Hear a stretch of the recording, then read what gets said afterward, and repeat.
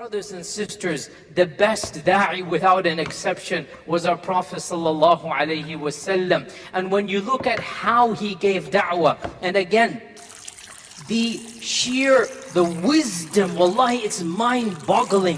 When you look at the seerah, the Prophet ﷺ did not give da'wah in one way.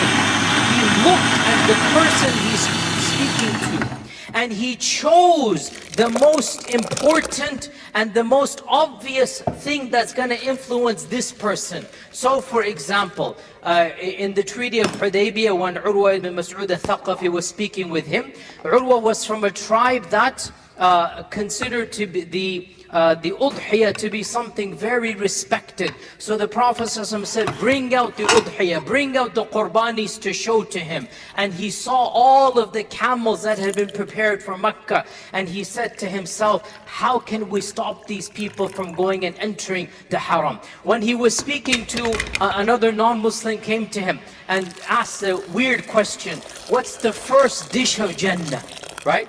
And the Prophet gave some exotic answer, you know, the liver of a whale, something like this, right? Our scholars mention this person who was coming and asking, in his culture, that item was an exotic delicacy.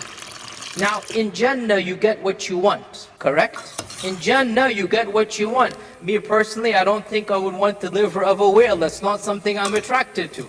But this person, his culture was this item, this food was very exquisite. And so the Prophet said, well, you're going to go to Jannah. If you enter Jannah, this is what you're going to get. You're giving da'wah to the people.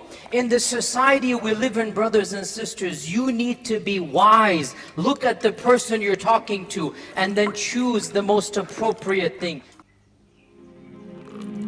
فيا ذلي ويا خجلي إذا ما قال لي ربي أما